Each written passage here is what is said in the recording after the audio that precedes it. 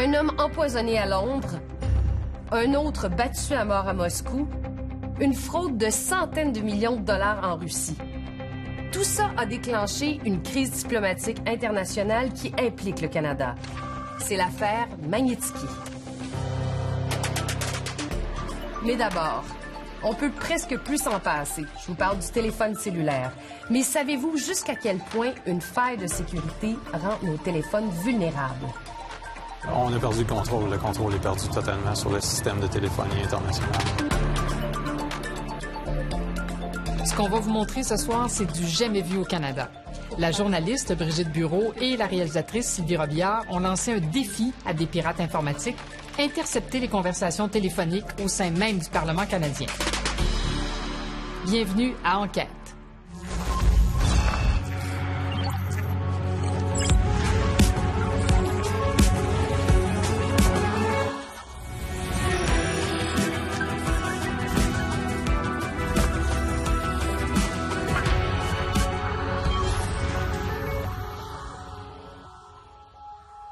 Marie-Maude, on nous dit toujours qu'il faut protéger nos téléphones cellulaires avec un mot de passe, qu'il ne faut pas cliquer sur un lien qui est suspect. C'est une bonne idée de le faire, c'est le minimum. Sauf que la réalité aujourd'hui, Isabelle, c'est que les pirates informatiques, ils vont plus s'en prendre au téléphone des gens. Ils vont passer par la porte d'en arrière, donc dans le système qui contrôle toutes les communications téléphoniques. Et cette faille rend nos appareils tellement vulnérables aux criminels qu'on peut se demander jusqu'à quel point notre sécurité, notre vie privée sont en danger.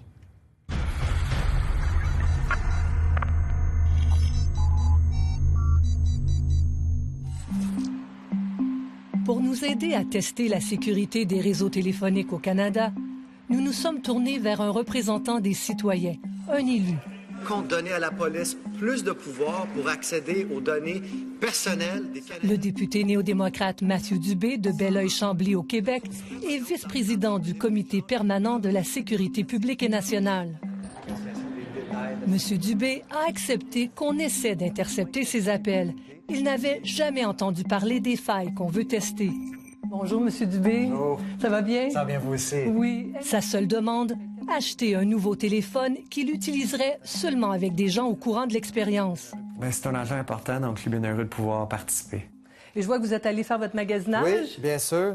Donc, on a notre petite boîte de cellulaire, comme les gens doivent reconnaître, ayant certainement magasiné un téléphone pour leur utilisation. Oui, la fameuse boîte. Oui.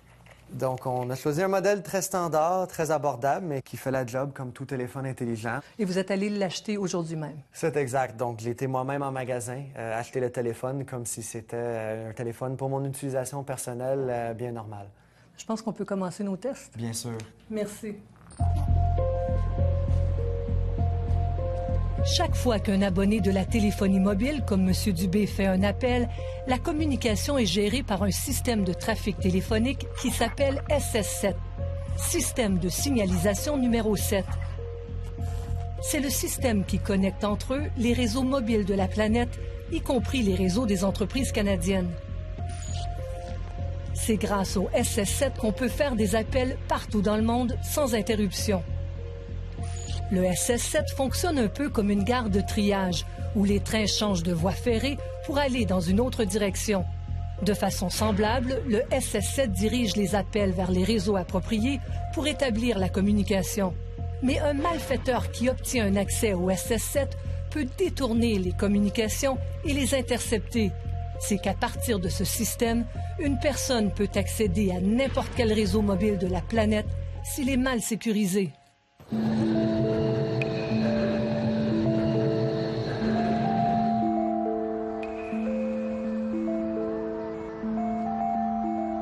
Berlin. La ville porte toujours les marques bien visibles de l'époque de la guerre froide. Mais de nos jours, la capitale allemande est le théâtre d'un autre type de combat. Un combat beaucoup plus discret contre le piratage informatique. Nous sommes venus ici pour rencontrer des gens qui sont aux premières lignes de cette bataille.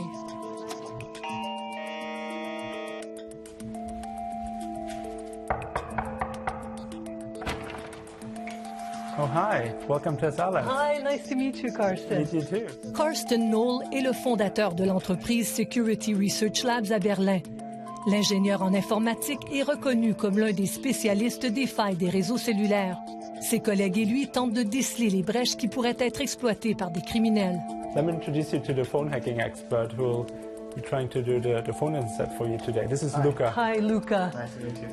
Aujourd'hui, c'est Luca Melette qui va tenter de pirater un réseau de téléphonie canadien à partir du SS-7 et d'intercepter les conversations du député Matthew Dubé.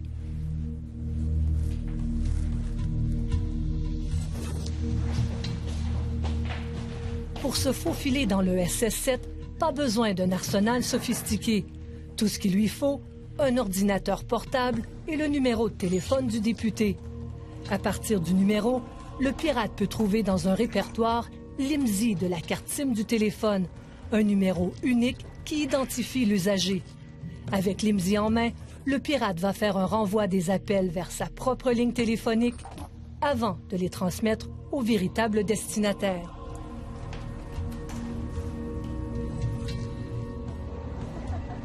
Quant à nous, nous sommes allés nous installer à la terrasse d'un café berlinois à 1 kilomètre des bureaux des pirates informatiques. C'est de là que nous appelons le député à Ottawa.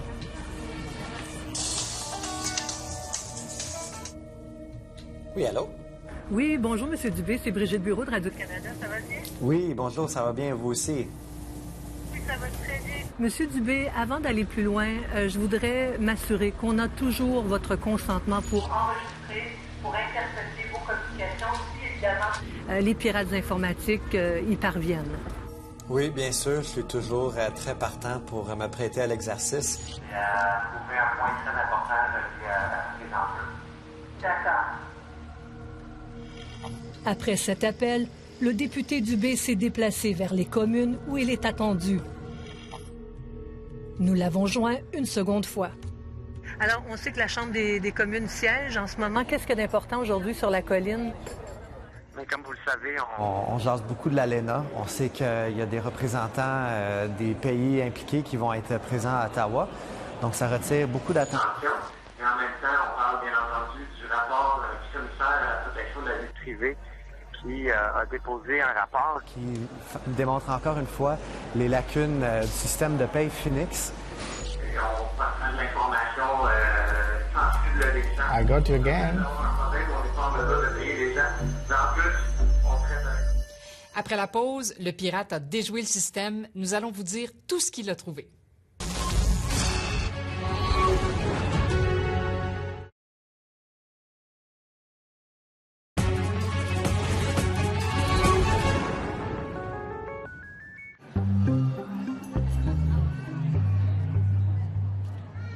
C'est une journée parfaite, ça. Aujourd'hui, un 18 degrés, à peu près, le soleil, on ne pourrait pas demander. Non, effectivement, on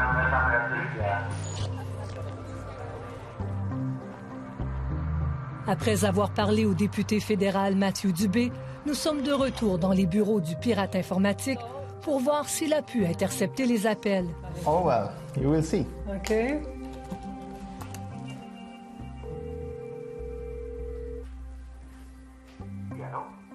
Oh my God. Oui, That's bonjour, M. Dubé, c'est Brigitte Bureau de Radio-Canada, ça va bien? Oui, bonjour, ça va bien, vous aussi.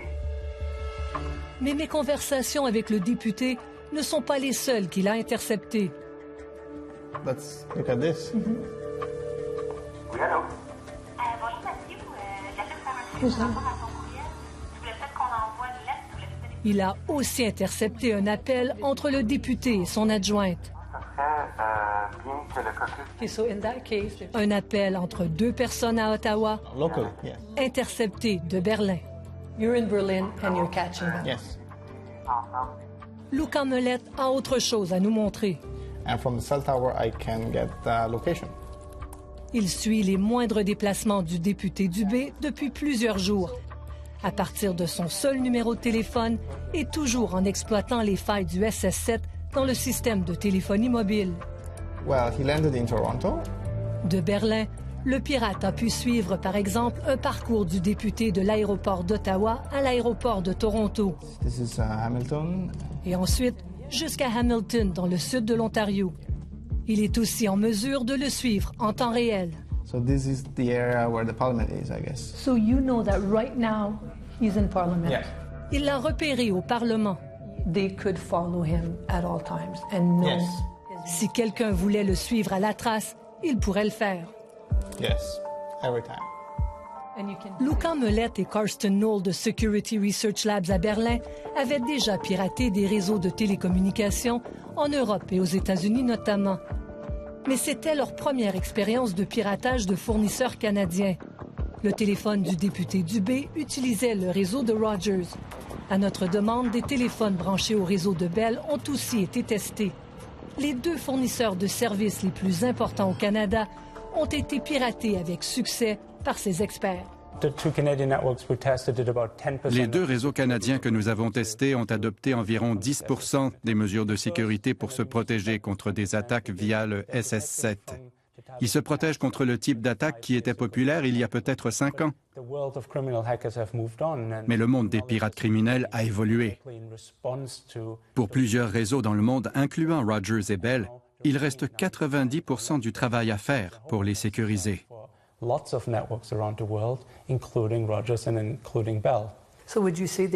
Diriez-vous qu'ils sont assez faciles à pirater?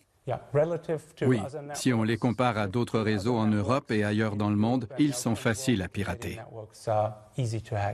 Est-ce que le téléphone qu'on utilise, iPhone, Samsung ou autre, y est pour quelque chose? Quel que soit le téléphone que vous utilisez, tout le monde est vulnérable à des attaques. Ce sont les réseaux qui font la différence. Dans certains pays, on a fait de bons choix et de mauvais choix, mais au Canada, les deux réseaux que nous avons testés sont vulnérables à des attaques à partir du SS7.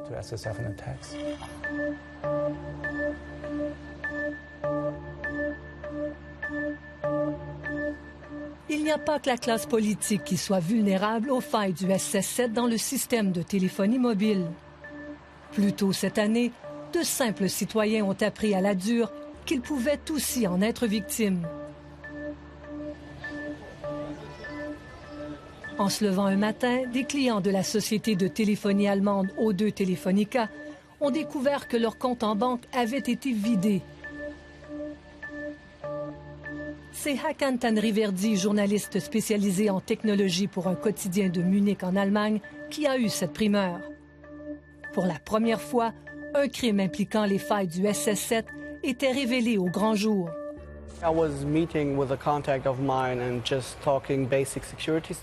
J'ai rencontré une de mes sources qui a mentionné qu'il y avait eu des attaques contre des banques. Je lui ai dit, « Attends, quoi? Je ne comprenais pas. » Il s'agissait d'attaques contre des clients de banque en utilisant le SS7 et je ne savais pas que ça existait. Pour commettre leur crime, les pirates informatiques ont procédé en 2 étapes. Premièrement, ils ont envoyé des liens malicieux aux victimes pour accéder à leur compte en banque et pour obtenir leur numéro de téléphone mobile. Ensuite, en s'immisçant dans le SS7, les malfaiteurs ont pu rediriger les appels et les textos destinés au téléphone des victimes vers leur propre téléphone. Quand la banque a envoyé par texto les codes pour autoriser des transferts de fonds, ce sont les criminels qui les ont reçus. D'autres secteurs qui utilisent les codes d'authentification par texto sont aussi à risque partout dans le monde, y compris au Canada. C'était la première fois qu'on pouvait dire « OK, ce n'est plus un enjeu théorique. Les gens ordinaires doivent composer avec cette réalité et être sur leur garde. » Pour les criminels, il devient de plus en plus facile de faire des attaques en exploitant le SS7. Le coût diminue pour l'accès au SS7. Pierre Roberge a travaillé durant plus de 10 ans au Centre de la sécurité des télécommunications du Canada, l'Agence fédérale d'espionnage électronique. Il est maintenant PDG d'une entreprise spécialisée en cyberdéfense. Le coût est dans les quelques milliers de dollars, sinon juste proche du 1000 $ pour réussir à faire l'attaque. Alors là, on atteint un point où économiquement, c'est trop répandu, c'est trop facile d'accès. Et puis là, on commence à en souffrir des conséquences. Suite à ces attaques, les compagnies ont essayé de resserrer les liens, mais c'est impossible. On s'est déployé dans des pays où la police est dans la main des criminels. Any call, anywhere in the world. Il y a aussi des entreprises d'équipements d'espionnage qui vendent ouvertement des systèmes d'interception de communication via le SS-7. Wulin intercepts dozens of calls simultaneously. Des douzaines d'appels interceptés simultanément promet cette entreprise, et plus encore si le client le désire. The ultimate interception system. Quand le SS-7 a été mis en place dans les années 1980, la sécurité n'était pas un enjeu. Seule une poignée de fournisseurs qui se connaissaient bien y étaient branchés.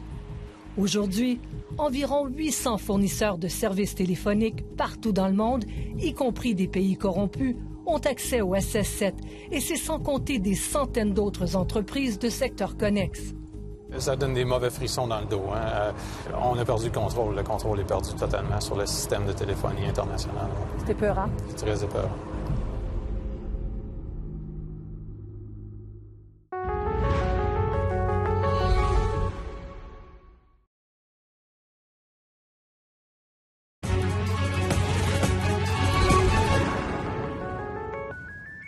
Brigitte, le député que vous avez rencontré vous a dit que le téléphone dont il sert pour son travail n'est protégé par aucun dispositif de sécurité spécial. Le député dit qu'il n'a jamais été informé des risques liés aux failles de sécurité dans la téléphonie mobile. C'est quand même étonnant. C'est étonnant et M. Dubé, faut-il le rappeler, est aussi vice-président du Comité permanent de la sécurité publique et nationale.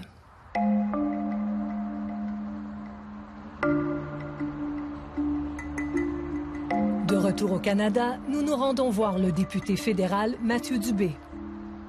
J'aimerais vous faire entendre ce que le pirate informatique a pu intercepter.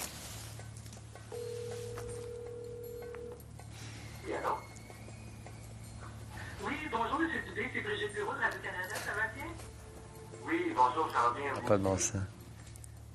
Oui, ça va très bien. La qualité aussi, c'est effrayant. Monsieur Dubé, avant d'aller plus loin, je voudrais m'assurer qu'on a toujours votre consentement pour enregistrer, pour intercepter... C'est vraiment... j'ai presque le goût de rire parce que c'est tellement surréel. C'est quelque chose. Je vais vous faire entendre une autre conversation qui a été captée.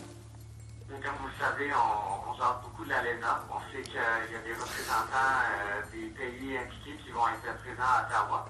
Et en même temps, on parle bien entendu du rapport... dans l'enceinte du Parlement en tant que tel. Hein, qui a déposé un rapport. Ça veut dire qu'à quelques pas de la Chambre des communes, au cœur même du Parlement canadien, un pirate informatique à Berlin a été en mesure d'intercepter votre communication. Pour les gens qui ne connaissent pas le Parlement, où j'étais physiquement, ça se situe directement en bas, un étage en bas du bureau du premier ministre. C'est vraiment... c'est quelque chose. Un dernier exemple. Oui, allô? Bonjour Mathieu, j'appelle pour faire un suivi par rapport à ton courriel. Tu voulais peut-être qu'on envoie une lettre sous le... Mon adjointe parlementaire qui m'appelait de mon bureau. Elle était située dans le bureau, comme toujours, quand elle travaille, puis une chance qu'on disait pas rien de mal sur personne. Donc, 2 personnes à Ottawa, dont la conversation est interceptée par un pirate informatique à Berlin. Quelque chose. Non, tout à fait. On peut s'imaginer dans certaines circonstances que ça peut être très dangereux et problématique. C'est le moins qu'on peut se dire. Je peux vous dire, juste donner un exemple, quand il y a eu l'attentat à Québec, dans la mosquée, c'est dans le Centre culturel islamique, le ministre de la Sécurité publique fédérale lui-même, M. Goodell, m'a appelé pendant que j'étais dans le train pour me faire le suivi de ce qui était en train de se faire, la collaboration entre la GRC et la SQ. Monsieur Dubé, le pirate informatique a aussi été en mesure de vous suivre dans vos moindres déplacements à partir de votre téléphone mobile. Je vous donne un exemple. Alors, ça, c'est la carte du vendredi 15 septembre. Le pirate informatique a d'abord enregistré votre présence à l'aéroport d'Ottawa. Quelques heures plus tard, il a noté votre présence à l'aéroport de Toronto. Et peu de temps après, vous étiez rendu à Hamilton. Effectivement, je l'ai atterri à Toronto, puis j'ai pris une navette jusqu'à Hamilton, puis ça fait peur. C'est très inquiétant. Même si nous sommes au courant, les techniques sont connues depuis très longtemps. Les voir en pratique d'une façon si simple, c'est inacceptable. Pour ce cyber-expert, Les failles du SS-7 dans les réseaux de téléphonie mobile font du Canada une cible facile pour l'espionnage. D'autres pays ou d'autres entreprises peuvent influencer des politiques canadiennes en monitorant les communications des politiciens, qu'ils soient députés ou ministres, ainsi que d'influencer peut-être le tierce parti dans des négociations très importantes. Selon lui, même des informations en apparence anodines peuvent servir aux malfaiteurs. Tout le monde a des petits secrets ou des choses à cacher. Donc, l'information privée peut être utilisée de façon malicieuse pour extorsion. Donc, forcer un politicien à agir d'une certaine manière. Chez nos voisins du Sud, les failles du SS-7 inquiètent les autorités au plus haut point.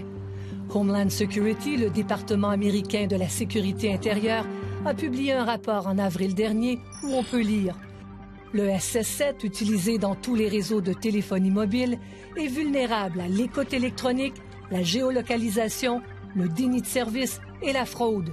Le département croit aussi que les vulnérabilités peuvent être exploitées par des criminels, des terroristes et des États étrangers, et que ça met à risque la sécurité nationale, l'économie et la capacité du gouvernement fédéral d'exécuter des fonctions nationales essentielles. Dans le contexte de la sécurité publique... Au Canada, le député Matthew Dubé demande aux fournisseurs de téléphonie mobile d'agir. Mais je pense que leur responsabilité, c'est de s'assurer de la sécurité de leur réseau. Mais aussi, je pense que le gouvernement a une responsabilité de légiférer. Je pense qu'en termes de technologie, on est très, très loin en arrière.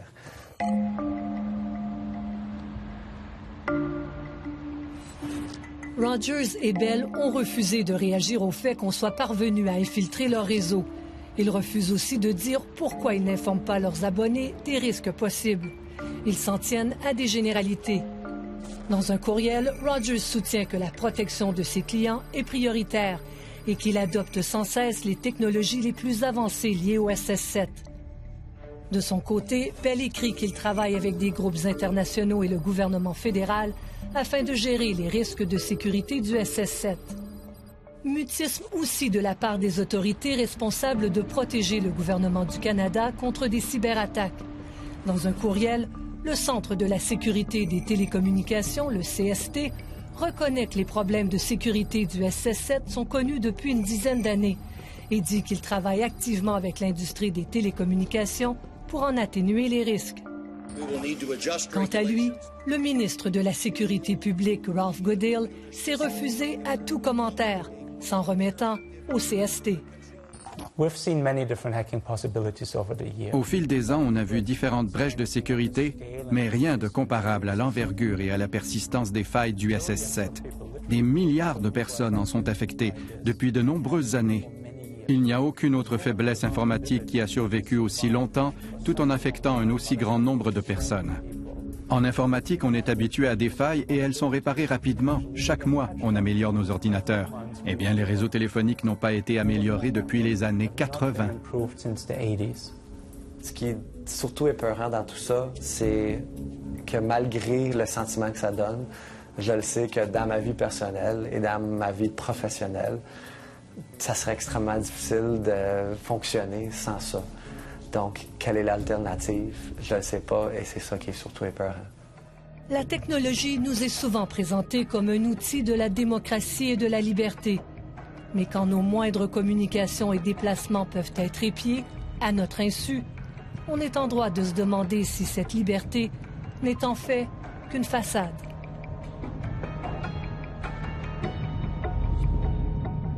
Après la pause, une intrigue internationale. Aucun élément de preuve pris sur les lieux de son décès n'a été conservé. La piste de l'homicide a été écartée.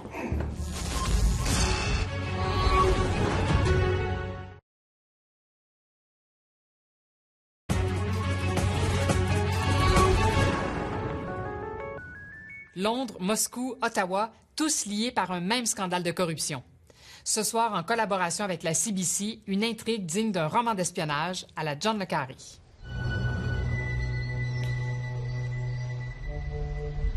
« 10 novembre 2012.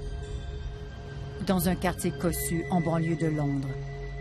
L'homme d'affaires russe de 44 ans, Alexander Perepilichny, sort de chez lui faire son jogging. Perepelichny a récemment contracté une police d'assurance pour un montant de 8 millions de dollars. Il a dû passer toute une batterie de tests pour établir qu'il était en parfaite santé. Mais ce matin-là, il ne parcourt que quelques pâtés de maison avant de s'effondrer au milieu de la rue. Des témoins ont raconté qu'il avait vomi un liquide vert avant de cesser de respirer.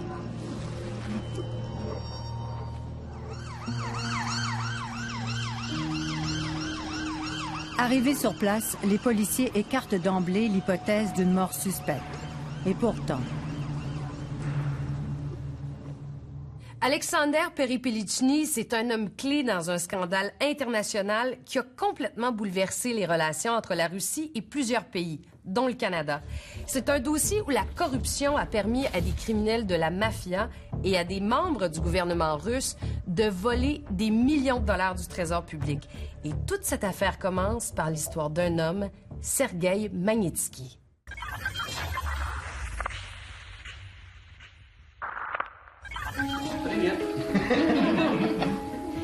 L'avocat fiscaliste Sergueï Magnitsky s'est retrouvé au cœur d'une lutte extrêmement dangereuse contre le régime de Vladimir Poutine. C'est un moscovite bon vivant qui adore la vie de famille. Mais tout bascule dès qu'il entre à l'emploi de Hermitage Capital, un fonds d'investissement étranger en Russie dirigé par l'américano-britannique Bill Browder. Sergueï était sans doute l'avocat russe le plus intelligent que j'ai connu. Il était jeune, mais extrêmement intelligent, efficace et productif. Il arrivait à faire 10 fois plus de choses que les autres dans un même laps de temps. Le 4 juin 2007, des policiers russes investissent les bureaux de la firme d'avocats Firestone Duncan à Moscou, où travaille Sergueï Magnitsky. Ils mènent une razzia, emportent les documents relatifs à toutes les compagnies que possède Hermitage Capital, le fonds d'investissement de 4,5 milliards de dollars de Bill Browder. Jamie Firestone était l'avocat d'Hermitage Capital. Nous étions leurs avocats, donc nous avions la garde des documents requis pour transférer la propriété de ces compagnies, soit les chartes et les sceaux, sans lesquels il est impossible de prendre les commandes d'une compagnie. Le but des policiers était donc de mettre la main sur ces documents et de les remettre aux gens qui préparaient la fraude. Après des mois de recherche, Sergueï Magnitsky comprend le stratagème et identifie les auteurs de la fraude. La descente de police a été organisée par Pavel Karpov, un haut fonctionnaire du ministère de l'Intérieur. Les documents saisis ont été remis à Dimitri Kouyev, le cerveau de l'opération. Avec ces documents, il réussit à prendre illégalement les commandes des compagnies d'Hermitage. Mais la fraude ne s'arrête pas là. En échange de pots de vin, des fonctionnaires des bureaux de l'impôt remettent à Dimitri Kouyev 230 millions de dollars à partir des fonds publics. C'est le montant payé en impôts par les compagnies d'Hermitage Capital au cours des dernières années. Ce vol s'est fait en une seule journée. Le 24 décembre 2007, la veille de Noël, Bill Browder l'apprend. En Occident, on a le crime organisé d'un côté et l'État de l'autre. En Russie, le crime organisé est associé au gouvernement. La mafia a des hommes bien placés pour jouer un rôle au sein du gouvernement et à l'extérieur. Mais les deux sphères agissent de manière extrêmement coordonnée comme une seule entité criminelle.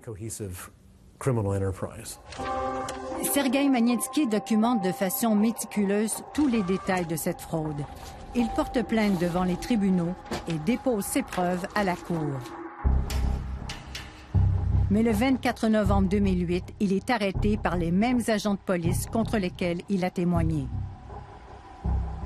Il est emprisonné pendant 358 jours dans une cellule sans fenêtre où il est torturé.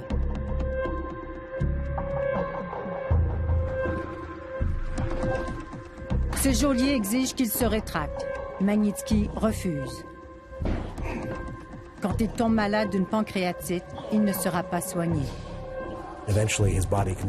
Son corps a fini par flancher et son état est devenu critique dans la nuit du 16 novembre 2009. Mais au lieu d'être admis à l'urgence, il a été enchaîné à un lit et 8 gardes anti-émeutes l'ont battu à mort avec des matraques de caoutchouc. Comment avez-vous réagi à cette nouvelle? Quand j'ai pu me remettre du choc et du chagrin causés par sa mort, j'ai mis de l'ordre dans mes pensées. Et une évidence s'est imposée.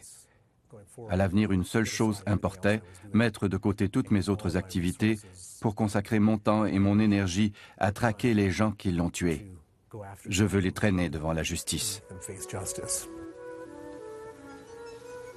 Sergueï Magnitsky est enterré à Moscou le 20 novembre 2009. Le gouvernement russe admet qu'il a été maltraité en prison et promet de punir les gardiens responsables. Mais sans plus. Personne d'autre ne paiera le prix de sa mort. C'est ici qu'entre en jeu Alexander Perepilichny.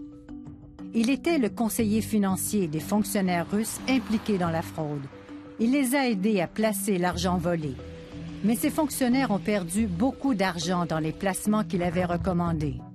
Perepilichny reçoit des menaces de mort. Il fuit en Angleterre et s'installe dans ce quartier en banlieue de Londres. C'est d'ici qu'il contacte, sous une fausse identité, l'avocat d'Hermitage Capital. Jamie Firestone accepte de rencontrer cette source mystérieuse au bar de l'hôtel Westbury à Londres. Ils m'ont fait asseoir à une table et m'ont dit que plusieurs personnes dans le bar m'observeraient discrètement pour assurer ma sécurité. Ils m'ont dit de me gratter la tête si je me sentais en danger. Ce qui fait qu'à mon signal, toute la salle allait s'approcher pour me venir en aide et me sortir du bar en 2 temps 3 mouvements. C'est dans ce bar que Perepilichny a remis à l'avocat les preuves que de hauts fonctionnaires ont ouvert plusieurs comptes bancaires suisses pour y déposer des millions de dollars et qu'ils ont acheté des propriétés luxueuses à Dubaï. Pour l'avocat Firestone, Perepilichny devait connaître le danger qui le guettait en faisant de telles révélations. Étant donné que tant de gens liés à l'affaire avaient déjà été tués, et vu qu'il a dévoilé l'identité de ceux qui ont reçu du gouvernement russe l'argent de la fraude, c'est certain qu'il savait qu'il était dans une situation dangereuse. Trahir son propre camp est le pire des crimes. Le correspondant de CNN, Michael Weiss, spécialiste de la sécurité nationale, a vécu et travaillé en Russie. Qu'il soit un gangster ou un membre du renseignement, un Russe qui trahit son camp risque automatiquement la mort. Perepilichny a sans doute été tué parce qu'il a collaboré avec l'Occident.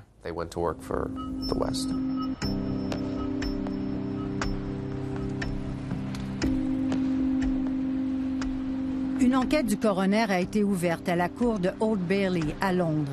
Elle conclut que la police a été négligente dans son enquête sur la mort de Perepilichny.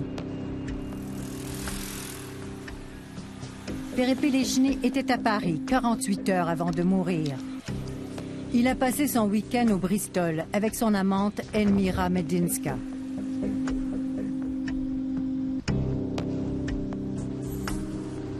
La police locale de Surrey, qui a été la première à enquêter sur la mort d'Alexander Perepilichny, est restée sur ses positions pendant l'enquête du coroner. Son décès n'a jamais été considéré comme un homicide. Aucun élément de preuve pris sur les lieux de son décès n'a été conservé. Quand l'enquête s'est déplacée chez lui, personne n'a tenu compte que des ordinateurs et des téléphones portables avaient disparu. Des questions n'ont pas été posées. On a ignoré de nombreux indices. Et des témoins l'ayant vu avant sa mort n'ont jamais été interrogés. La piste de l'homicide a été écartée, ce qui fait que le coroner, qui a véritablement cherché des réponses sérieuses, contrairement à la police, a dû à toute fin pratique ouvrir une enquête criminelle à partir de zéro, sans aucune aide de la police britannique. L'enquête du coroner a révélé que Perepilichny a reçu plusieurs menaces de mort dans les mois avant sa mort. Quelqu'un a exigé 1 million d'euros pour l'épargner, lui et sa famille. Il avait contracté une police d'assurance de 8 millions de dollars quelques mois à peine avant sa mort. Il recevait des menaces au téléphone et il tentait de négocier avec ces gens en échange de gros montants d'argent. Le laboratoire du Jardin botanique Kew, en banlieue de Londres, a finalement reçu un petit échantillon du contenu de l'estomac de Perepilichny. Les chercheurs ont d'abord dit avoir trouvé les traces d'une herbe toxique utilisée par les espions russes comme arme de crime. Mais aujourd'hui, ils ne sont plus si affirmatifs. Pendant ce temps, à Washington, le directeur des services de renseignement conclut avec certitude que Perepilichny a été assassiné sous les ordres de Vladimir Poutine. Il ne s'agit pas de spéculation, de théorie ou d'une rumeur basée sur le témoignage d'un obscur transfuge ou d'un dissident un peu louche. On parle d'un niveau de confiance très élevé. Les services de renseignement ont observé des messages cryptés, intercepté des appels téléphoniques, obtenu des confirmations d'informateurs fiables avec lesquels ils sont en contact depuis des années. Donc un tel niveau de confiance est synonyme de certitude. Le gouvernement britannique, de son côté, a invoqué des raisons de sécurité pour refuser de rendre publics les rapports de services de renseignement américains et anglais. Heidi Blake suit l'enquête pour le site Internet BuzzFeed News. Ce qui m'étonne, c'est que cet homme, qui est clairement dans la mire du Kremlin, meurt soudainement en Angleterre. Des experts indépendants trouvent des traces de ce qui semble être des herbes toxiques dans son estomac. De plus, on apprend que les services secrets américains, grands alliés de l'Angleterre, ont transmis des preuves très solides impliquant le Kremlin dans cet homicide.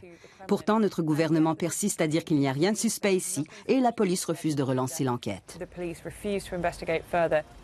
Le gouvernement britannique a refusé toutes nos demandes d'entrevue pour ce reportage. Mais Bill Browder se doute bien des raisons pour lesquelles le gouvernement britannique est si réticent à poursuivre l'enquête. Il s'agit soit de malveillance, soit d'incompétence. Ce pays surfe sur une mer d'argent sale.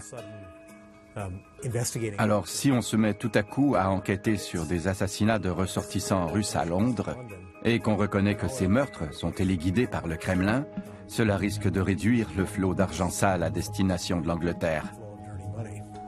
En provenance de la Russie? Exact. Après la pause, le scandale a des répercussions jusqu'au Canada.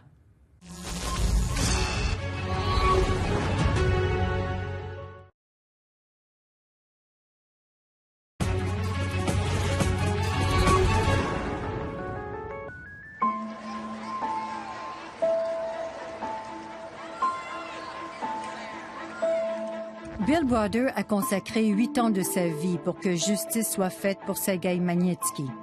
Menée avec la famille Magnitsky, sa campagne a gagné d'importants appuis au Sénat, dont celui de John McCain. Au Congrès démocrate, Jim McGovern a présenté un projet de loi visant à punir les responsables de la mort de Magnitsky. Notre projet de loi veut faire payer les individus qui abusent des droits de la personne, les empêcher de séjourner aux États-Unis, geler leurs avoirs pour ne pas qu'ils puissent déposer d'argent dans nos banques. Bref, pour nous, il faut qu'ils sachent que leurs gestes auront des conséquences. La loi Magnitsky a été adoptée en décembre 2012 par le président Obama. Vladimir Vladimirovich Poutine. Le 7 mai 2012, 3 heures à peine après sa réélection pour un 3e mandat, Vladimir Poutine ordonne à ses ministres de prendre toutes les mesures possibles pour contrer la loi Magnitsky, promulguée par les États-Unis. Le régime a carrément perdu la tête. Et on se demande ce qui leur a pris de réagir comme ça. Il y a eu tellement d'autres situations où de grosses sommes d'argent ont été volées, ou bien des cas de razzia par des responsables russes. Pourquoi, dans ce cas-ci, le régime a-t-il perdu la tête? Selon moi, c'est très clair.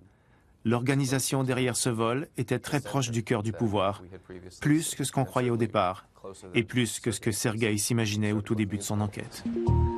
Pour certains observateurs, les raisons pour lesquelles Poutine est si en colère se trouvent dans les Panama Papers. Poutine profite directement de ces crimes et c'est très clair dans l'affaire Magnitsky.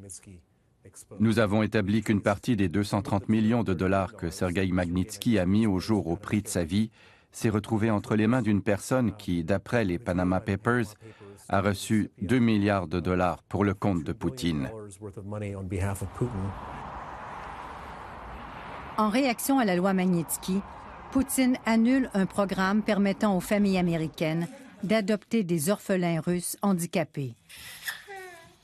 Des enfants dont l'adoption par des familles russes est difficile.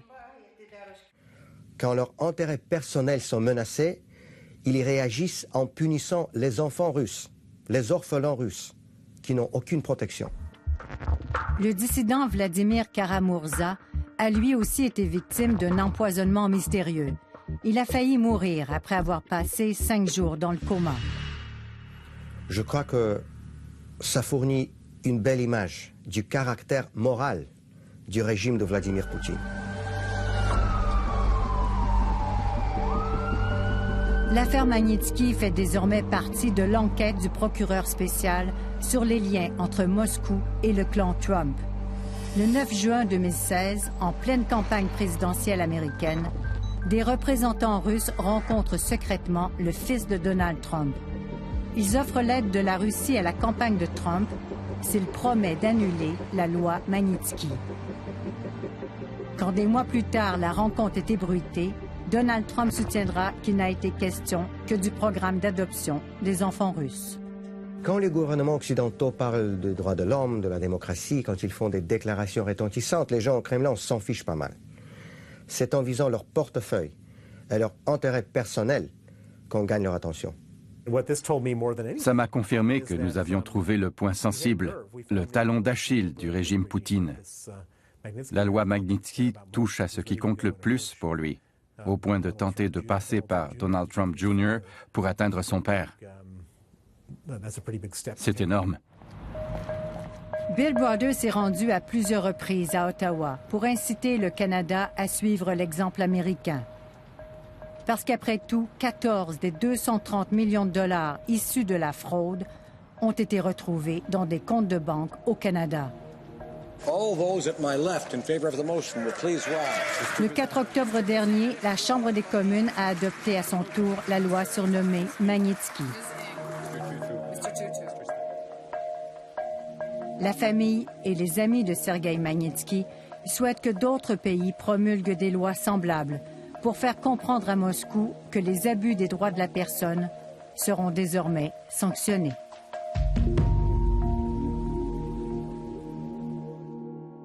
Au nom de toute l'équipe, on vous remercie d'avoir été là et on espère que vous avez apprécié les reportages de ce soir. On vous donne rendez-vous la semaine prochaine pour une autre enquête.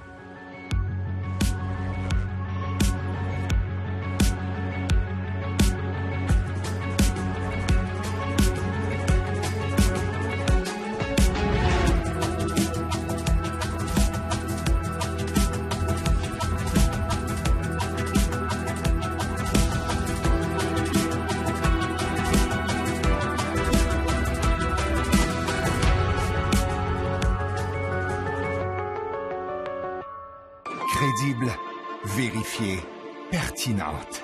Toute l'information est à votre portée à Radio-Canada.